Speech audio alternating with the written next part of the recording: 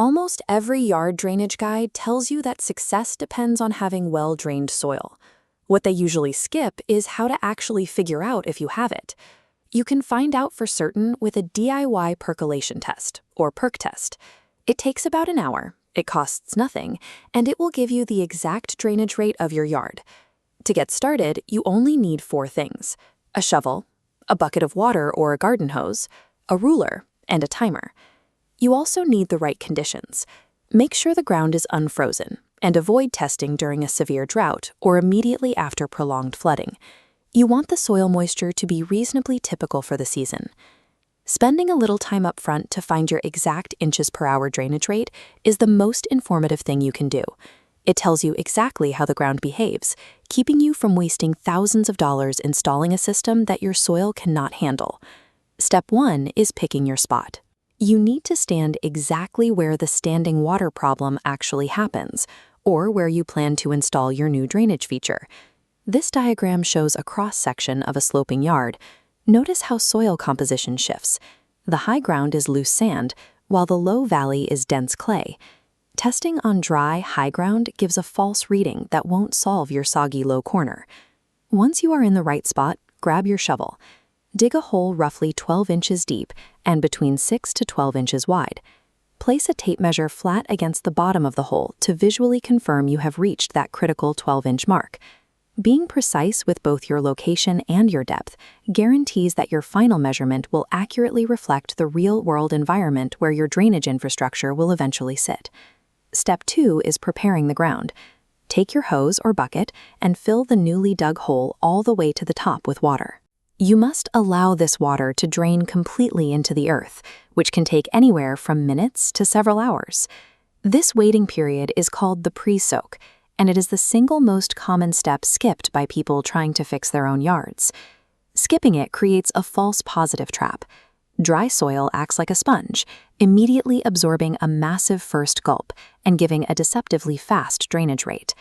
By saturating the soil first, the ground resists immediate absorption, slowing water to its true baseline. The pre-soak guarantees you are measuring exactly how the soil behaves when it is already wet from a prolonged rainstorm, the specific condition that causes your yard to flood in the first place. Step 3 is the actual test. The moment the pre-soak water vanishes into the dirt, fill the hole right back up to the top. Immediately start your timer for exactly 1 hour. To get an accurate measurement, lay a rigid stick or ruler completely flat across the opening of the hole. This creates a level reference line. When your 1-hour timer goes off, take a tape measure and extend it down from that horizontal stick to the new lower water level. Read the tape measure and write down the exact distance the water dropped from your starting line. That number is your answer.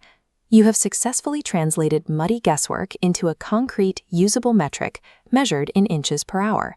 And now we can diagnose the yard. With your number in hand, we can compare your 1-hour drop against standard soil drainage tiers to see what we are dealing with. This chart breaks down the drainage rates. Look at the top tier.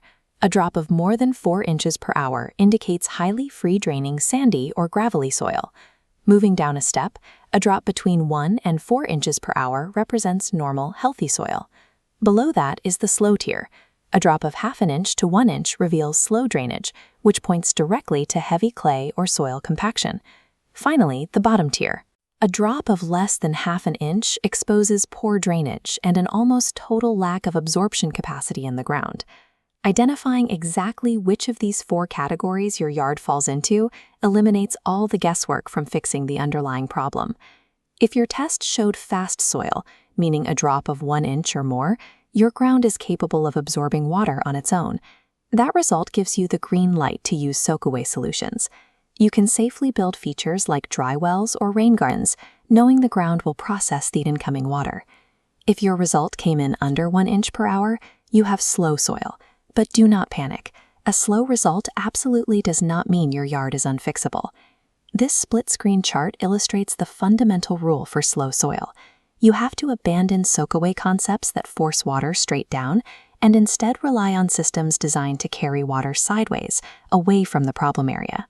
To move that water effectively, your best options are installing a sloped French drain, setting up catch basins, or physically regrading the surface of the yard.